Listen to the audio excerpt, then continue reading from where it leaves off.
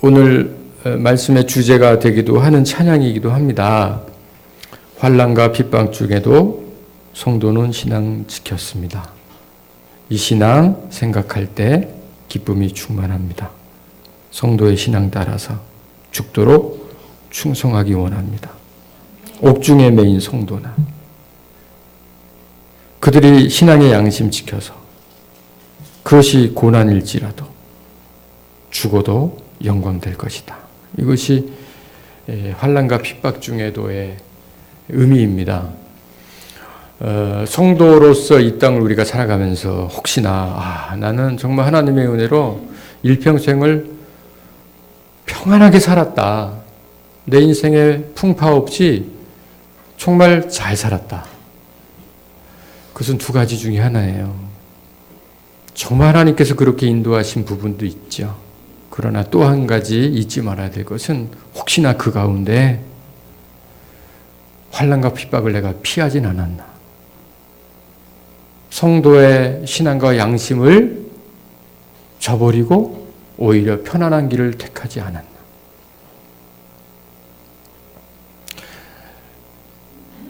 사회적 변화와 공동체의 성장을 위해서 땀을 흘리고 피를 흘리고 감옥에 갇힌 수많은 사람들이 있는데 그럼에도 불구하고 동시레를 사던 우리가 내 인생은 평안했다. 내 인생은 오직 하나님의 축복이었다고 그렇게만 말할 수 있을까? 내게 주어진 물질, 내게 주어진 재능, 내게 주어진 젊음을 오직 내 인생을 위해 다 소모했다 한다면 그 인생의 열매가 과연 무엇일까? 그럼에도 불구하고 우리들에게는 기회가 있습니다. 우리의 남은 인생이거든요. 내 남은 인생, 성도의 신앙 따라서 양심 지키면서 혹시 그 길이 환난과 핍박이라도 내가 피하지 않겠습니다. 그 믿음의 고백이 이 시대 그리고 이 나라를 살릴 줄 믿습니다. 그렇게 찬양하는 시간 되었으면 좋겠어요. 다시 한번 찬양합시다.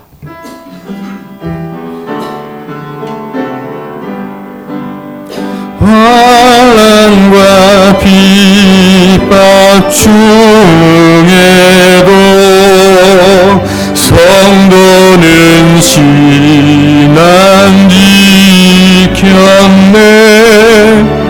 이 신앙 생각할 때 죽어도 영광되도다멘. 성도의 신앙 따라서 죽도록 충성하겠네. 옥중에 매인 성도나 양심은 자유 얻었네. 우리도 고난 받으며 죽어도 영광되도다. 성도 신앙 따라서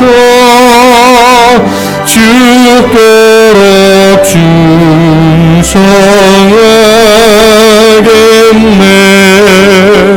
성도의 신앙 본받아 원수도 사랑하겠네.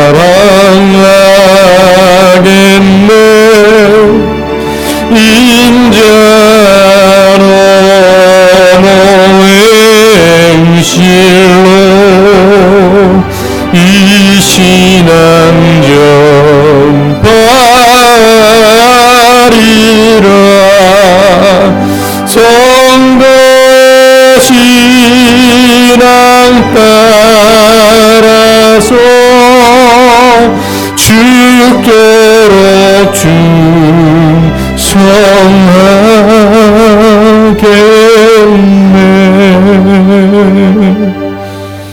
열왕기상 18장이 되겠습니다.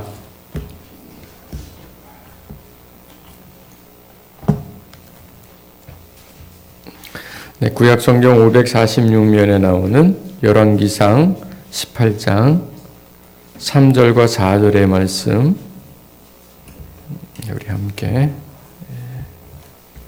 봉독하시죠. 아합이 왕궁 맡은 자 오바댜를 불렀으니 이 오바댜는 여호와를 지극히 경외하는 자라. 이세벨 여호와의 선지자들을 멸할 때 오바댜가 선지자 100명을 가지고 50명씩 굴에 숨기고 떡과 물을 먹였더라. 네, 아멘. 오바댜, 여호와의 종, 여호와를 경외하는 자라는 뜻을 가진 이 오바댜. 소선지서에 나오는 오바댜서가 아닌 열왕기상 18장에 잠시 등장한 이 한 인물. 그럼에도 결코 우리가 무시할 수 없고 또 지나갈 수 없는 중요한 인생을 살았던 이 오바댜를 우리가 먼저 주님의 살과 피를 나누기 전에 묵상하기 원합니다. 이 오바댜가 관직에 오르고 또 그 가운데 믿음을 지켰던 그 시기는 북이스라엘의 최고의 전성기 아합과 이세벨의 시대였습니다. 참 이것이 역설적인데요. 군사적이나 경제적으로 가장 왕성하고 흥황했던 시대, 그리고 정치적으로 안정됐던 시대, 바로 그때가 아합 왕 시대였습니다. 그럼과 동시에 가장 영적으로 침체되었고 또한 하나님과 멀리 있던 시대, 또한 그 시대가 아합과 이세벨의 시대였죠.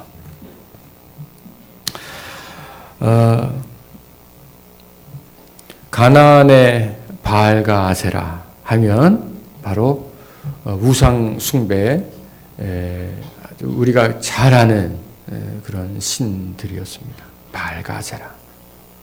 물론 가나안의 주신은 에르라고 하는 신입니다. 그럼에도 불구하고 그의 아들뻘 되는 신 바알이 가나안에서 가장 인기 있는 신이었죠. 또한 그들이 생각하기에 죽음의 신과 바다의 신을 정복한 그 가장 강력한 두 신을 이긴 그야말로 폭풍과 비의 신, 그리고 풍요의 신이라고 그들이 섬겼던 바알이었습니다. 또한 그의 아내의 격이었던 아스다르도, 그리고 그 두 신의 딸이었던 아세라. 이 신들을 가나안 사람들은 대를 이어 섬겼죠. 바알과 아스라솥이 이제 하늘에서 부부의 관계를 맺으면 그 결과 대지에 비가 온다고 그들은 생각했고, 그래서 바알과 아세라를 섬기던 신전에서는 항상 이제 그들의 사제들이, 남사제와 여사제들이 성적인 행위를 했고, 그 성적인 행위를 통해서 하늘에서 바알과 아스타롯이 그 충동을 받아 관계를 맺고 그 결과 대지에 비를 내리게 되었다. 그렇게 가나안 사람들은 믿었습니다. 그 결과 바알은 풍요를 가져다 주고 아세라는 다산의 신으로 많은 생산을 하게 했다. 그렇게 그들이 초석까지 믿었기 때문에 이스라엘 백성들이 가나안에 정착하여 농경사회를 이룸과 동시에 어찌 보면 광야에서 섬겼던 그 하나님의 그 여호와 야훼 신을 버리고 바알과 아세라를 아주 깊이 섬기게 되었죠. 그것이 북이스라엘을 점령한 지가 이제 얼마 되지 않았던 터에 이 바알의 정말 광신도였던 아세라가 그 이세벨이 이제 아합의 아내가 되어지고 결국 왕국의 거센 우상 숭배의 바람이 일게 되었습니다. 그 전에는 마치 이 솔로몬 시대에 사람들이 그 민간 신앙으로서 그렇게 아름아름 몰래 하나님고 섬기면서 또 다른 신을 겸하여 섬겼던 것과 달리 이제 솔로몬이 많은 왕비와 더불어 우상과 사신들을 함께 겸하여 섬겼고 그것이 왕궁신앙이 되었고 왕궁신앙이 결국 민간신앙이 되어서 솔로몬 시대 이후로부터 이스라엘 백성에게 바알과 아세라를 정말 공식적으로 섬길 수 있는 그런 이유가 되었습니다. 혹시 기억하시겠는데 그 예수님 당시에 예수님을 반대했던 사람들이 예수님을 어떻게 가르쳤냐면 야, 저 사람은 바알세불의 힘을 얻어 역사하는 귀신이다 이렇게 얘기를 했습니다. 바알세불, 여기서도 바알이 나오죠. 이 바알이라고 하는 단어의 뜻은 주인이라고 하는 뜻입니다. 왕이라는 뜻이죠. 세불, 이것은 뭐 여러 가지 의미가 있습니다만 그 중에 주 의미는 뭐냐면 사당이라는 뜻입니다. 사당. 이스라엘 백성들이 이제 그 사사기서에 보면 많은 사당을 두고 그곳에서 하나님을 섬겼다 그랬잖아요. 그리고 분열 왕국 시대 이후에도 이스라엘 신앙이 가장 회파된 주된 이유가 뭐냐면 마을 곳곳에 세워진 사당이었습니다. 그래서 하나님을 만나는 성전 중심의 제사가 아니라 자기 편의로 자신들이 편하게 섬길 수 있는 사당들을 만들고 그 사당에서 하나님도 섬기며 또한 많은 우상들을 겸하여 섬겼던 거죠. 그것이 사당이죠. 그래서 바알세불은 사당의 왕, 사당의 주인, 또 그들이 가깝게 섬길 수 있었던 사당의 왕이다 이런 뜻이었습니다. 그것이 나중에는 이제 사단의 왕, 귀신의 왕 이렇게 그들이 이제 믿게 되었던 거죠. 그 주된 의미의 본유가 바알입니다. 바알. 그래서 가나안의 왕은 바알이었어요. 그래서 이스라엘 백성들이 아주 급하게 아세라를 중심으로 이세벨을 중심으로 바알의 사람들이 되었죠. 여기에 멈추지 않고 이제 오늘 열왕기상 18장 4절에 보면 이세벨이 여호와의 선지자들을 멸했다 이렇게 나오거든요. 이세벨이 여호와의 선지자를 멸했다. 즉 이세벨이 조직적으로, 국가적으로, 정책적으로 이제는 여호와를 섬기는 선지자들을 이제 다 멸했습니다. 마치 우리나라 일제시대에 교회를 폐쇄하고 그리고 안수받은 주의 종들을 이제 파직하는 일들이 있었죠. 그런 것처럼 거기에 멈추지 않고 이제 이세벨은 바알의 선지자들을 이스라엘의 주된 선지자로 세웠고 그리고 여호와를 섬기는 선지자들을 파직했고 또 그들을 조직적으로 멸하기 시작했습니다. 그 당시 아합 왕궁의 국내 대신으로 있었던 이제 오늘 그 이후의 장면을 보면 아합이 엘리야를 이제 찾으려고 그리고 또 아합이 그나마 물이 조금이라도 나오는 땅을 찾으려고 이제 온 이스라엘 경내를 헤맬 때 아합은 오바다를 불러서 나는 이 땅을 갈 테니까 너는 이 땅을 가라. 그렇게 이스라엘 땅을 양분하여 이렇게 관찰했던 것처럼 아합의 가장 믿을 수 있는 신하 바로 그가 오바다였거든요. 그렇기 때문에 국내에서 일어나는 그 모든 정보를 다 알 수 있었던 오바다는 이세벨이 여호와를 섬기는 선지자들을 다 죽일 거라고 하는 그런 정보를 먼저 입수하고 그가 가장 중요한 선지자 100명을 엄선해서 50명씩 정말 비밀스러운 굴에 따로 숨기고 그들을 계속해서 물과 떡으로 섬겼던 일들이 있었어요. 이스라엘이 하나님 앞에 우상을 섬겼던 그 가장 주된 죄 때문에 이제 하나님은 당신의 사람 엘리야를 통해서 아합에게 이렇게 선포하게 하시죠. 이 땅에 수년간 우로가 없게 하겠다. 여기 우리가 가진 개역 개정에서는 비와 이슬도 있지 않을 거다. 그 말이 임하여 이스라엘 땅에는, 그리고 무엇보다도 그들의 수도였던 사마리아를 중심으로 큰 가뭄이 임했습니다.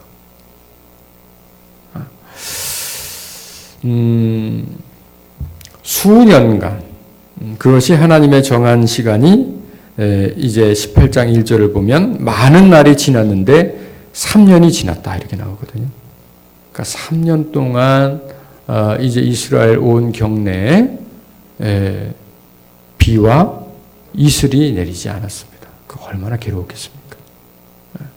그러니까 그 온 나라에 기근이 임했고 흉년이 계속되었습니다. 정말 괴로운 일이죠. 큰 환난과 그리고 핍박이었습니다. 이것은 우상을 섬기는 사람이나 하나님을 섬기는 사람이나 동일했습니다.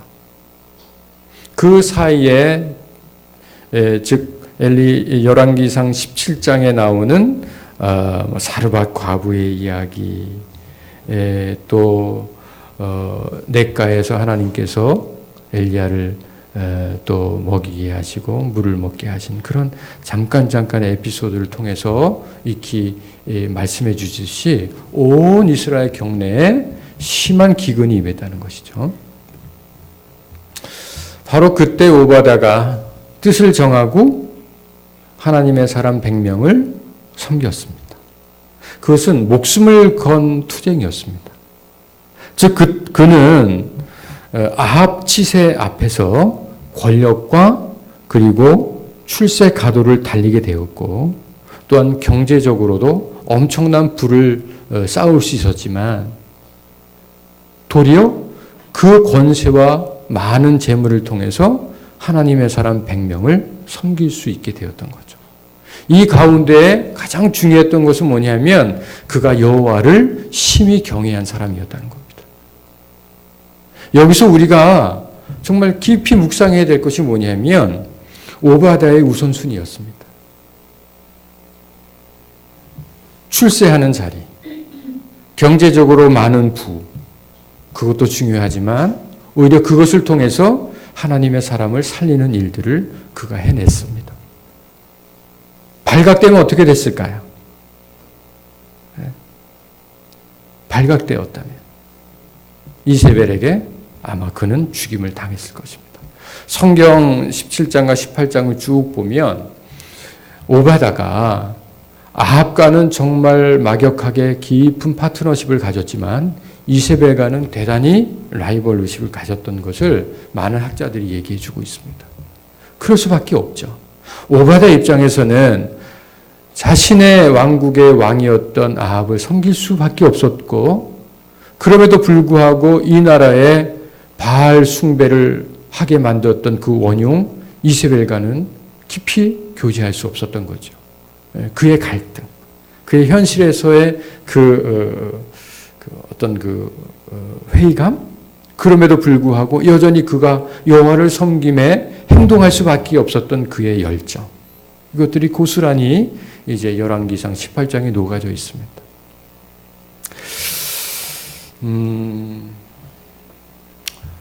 내가 해야 되는 일이 있어요. 나를 국내 대신으로 높이고 남들이 가지지 못한 이 엄청난 부를 누리게 하신 이유가 오바다에게 있었다는 것을 그는 하나님을 경외함으로 깨닫게 된 거죠. 그리고 그는 거절하지 않았습니다. 목숨을 걸고 투쟁했습니다. 누가 보면, 그리고 어떤 이들이 보면 비겁하다 할 수 있겠죠. 열왕기상 19장에 보면 홀로 남았다 착각했던 엘리야에게 하나님께서 바알에게 입맞추고 무릎 꿇지 않은 7,000명이 있다, 이렇게 말씀하신 장면이 있죠.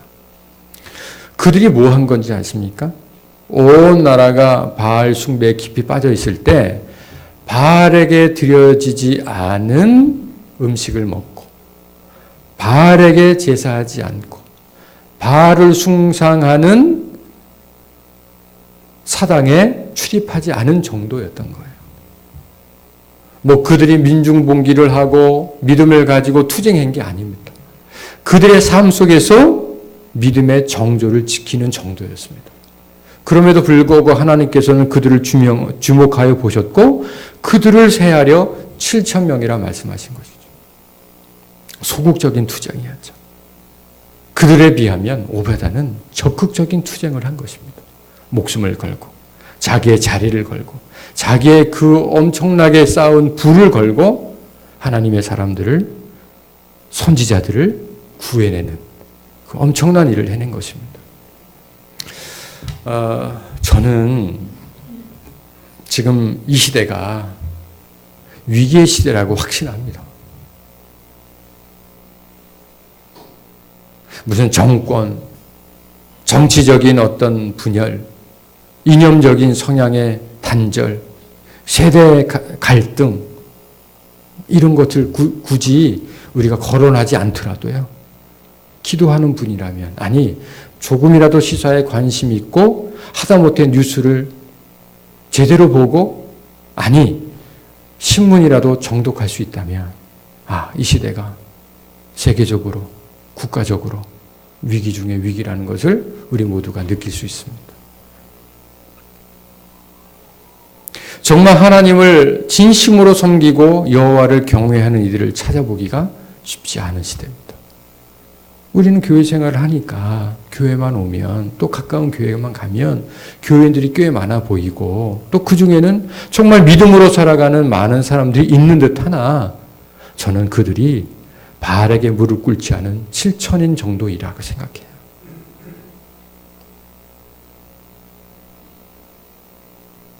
한번 보십시오.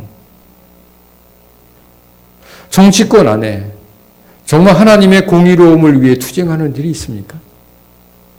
그저 교회의 권익을 위해 싸우는 사람들은 있죠. 목회자, 무슨 세금을 위해서 투쟁하는 어떤 이들처럼 그런 이들이 있죠. 그러나 그것이 하나님의 공의를 위해 투쟁한다고 저는 결코 보지 않습니다. 눈여겨보십시오. 사회 각계각층에 하나님의 공의로움을 위해 싸우는 이들이 어디 있습니까? 그저 바알에게 무릎 꿇지 않은 우리와 같은 7천인 정도죠. 저는 여기에 우리가 멈추지 않았으면 좋겠어요. 나는 그저 바알에게 무릎 꿇지 않은 것으로 만족합니다 하는 7천 명에 들어갔다고 하는 것에 여러분들 만족하지 않았으면 좋겠어요. 저는 이 시대 여러분들이 그리고 우리 청년들이 우리 학생들이 오바댜가 되었으면 좋겠어요. 여호와의 종, 여호와를 경외하는 자. 세상 사람들이 부러워하는 것을 모두 가졌지만 그럼에도 불구하고 여호와를 경외함으로 기꺼이 목숨을 건 믿음의 도전을 멈추지 않는 것이죠. 누가복음 4장을 보면요. 예수님께서 광야에서 시험 받는 장면이 나옵니다. 한번 찾아보시죠.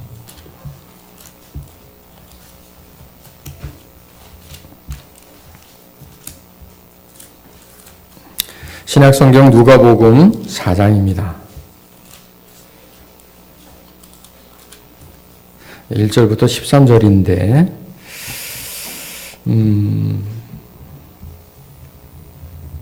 1절부터 2절만 먼저 함께 읽어보시죠.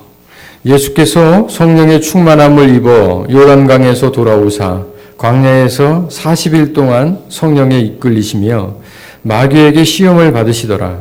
이 모든 날에 아무것도 잡수시지 아니하시니 날수가 다함에 줄이신지라.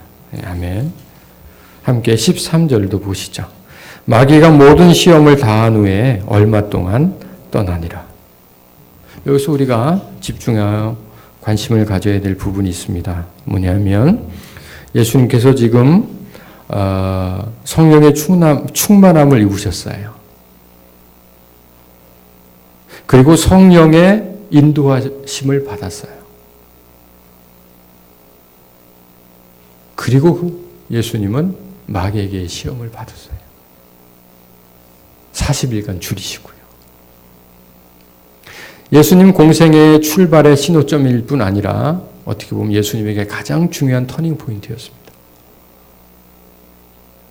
그것은 큰 위기였다고 다시 말할 수 있죠.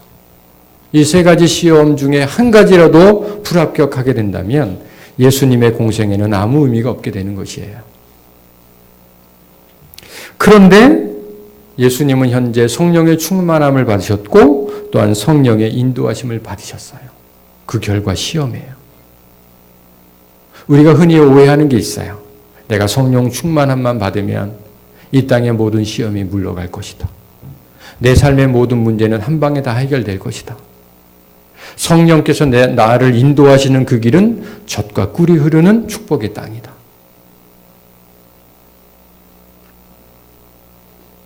성경 구절구절 깊은 곳에 그런 하나님의 아름다운 인도하심이 있지요.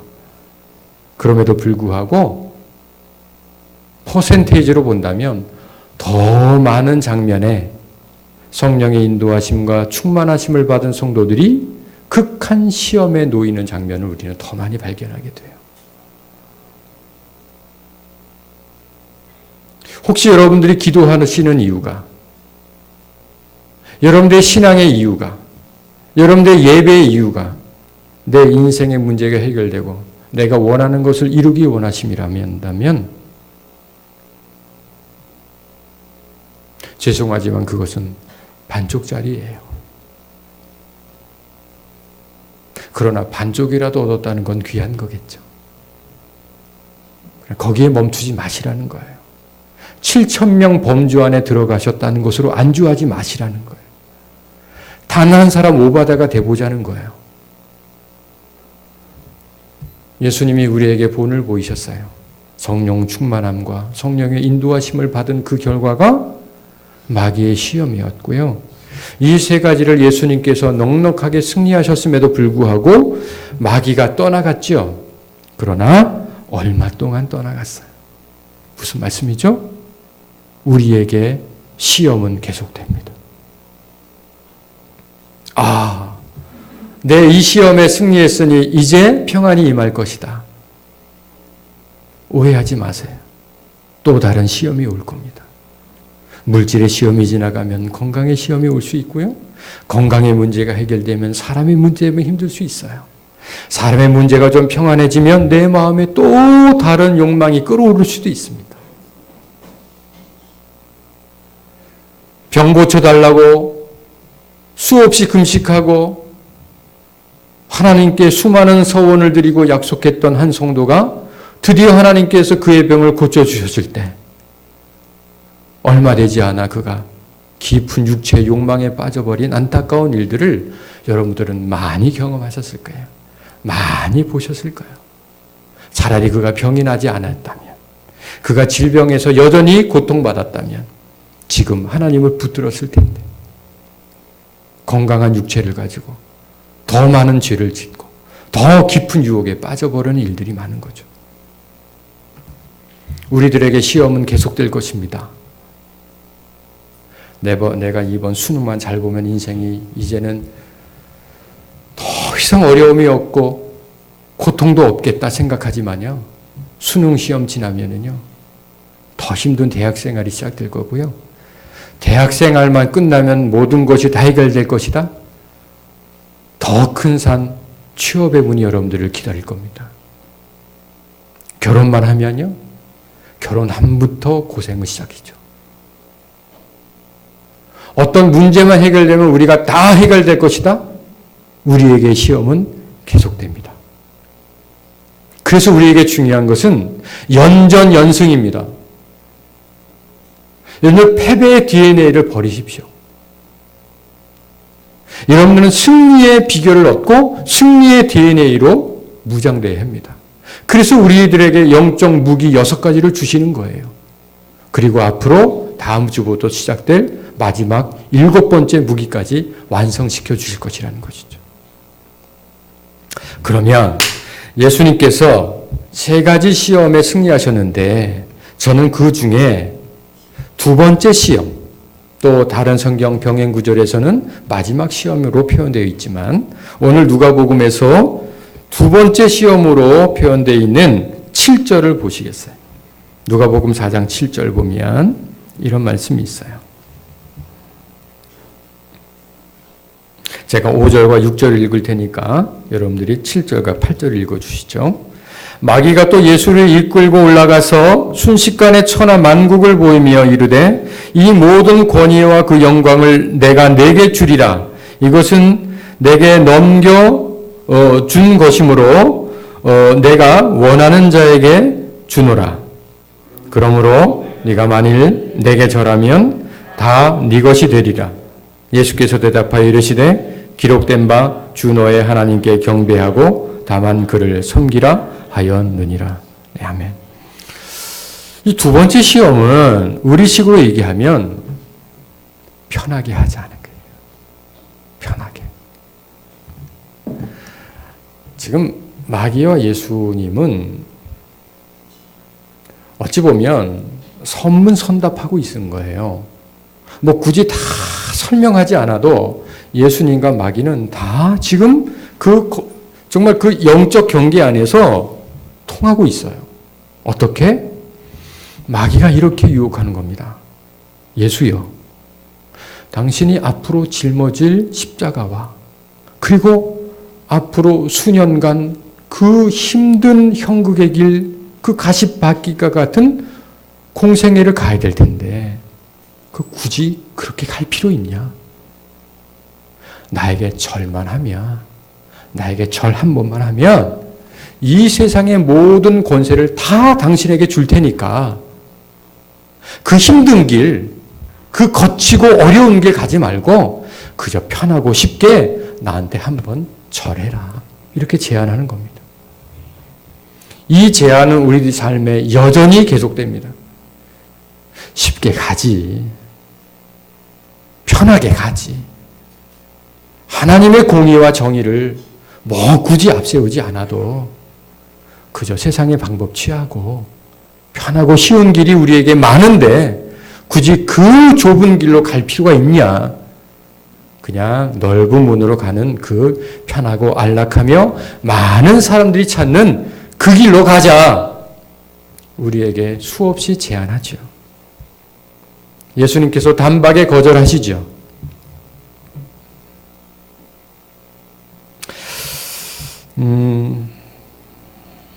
시험은 계속됩니다.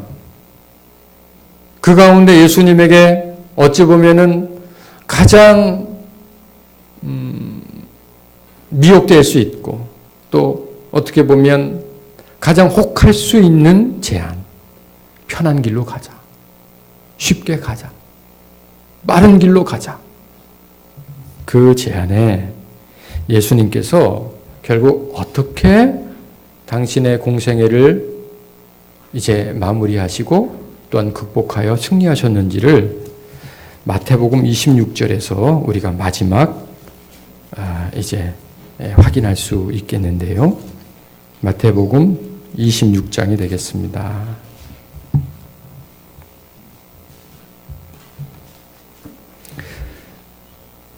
마지막 십자가의 길 앞에 서신 예수님께서 이제 이렇게 간절히 하나님께 기도하시죠.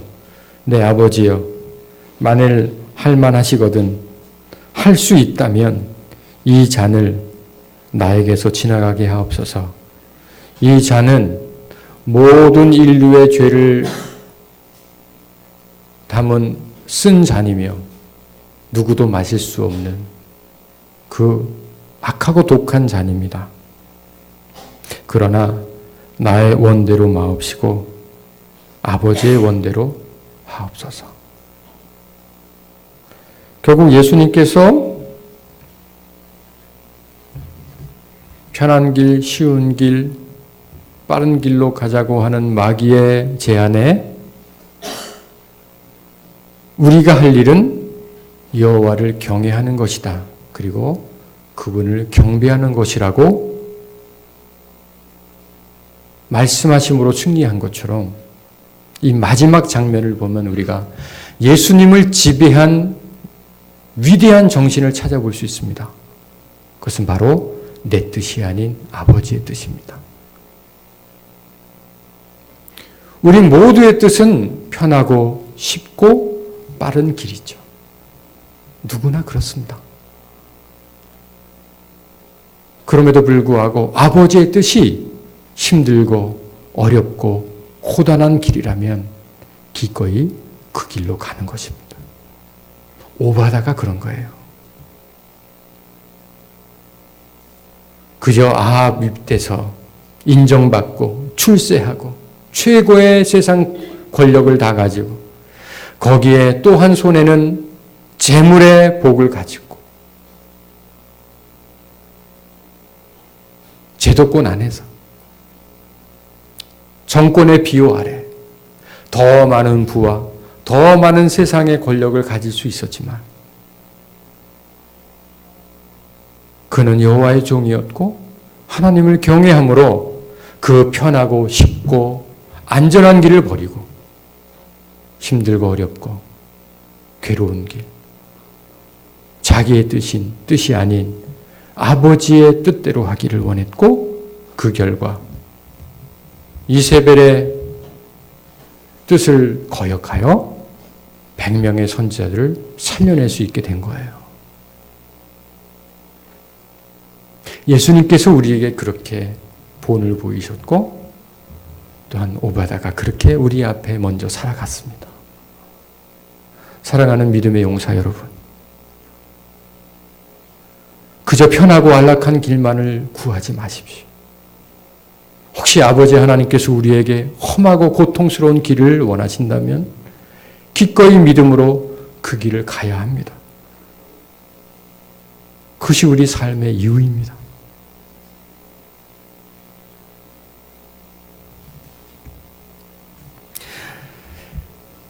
마태복음 26장 46절에서 이렇게 예수님께서 마지막 말씀하시죠. 일어나자, 함께 가자. 마귀는 우리를 계속해서 시험할 겁니다. 시험은 계속되지요. 그러나 예수님의 믿음의 도전도 계속됩니다. 일어나라, 함께 가자. 예수님께서 우리와 이렇게 함께 가실 것입니다.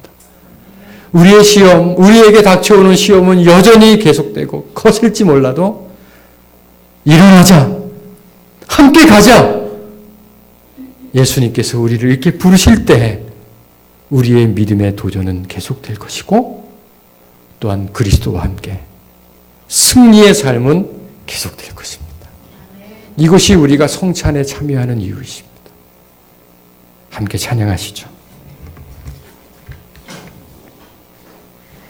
446장 함께 찬양하시겠습니다.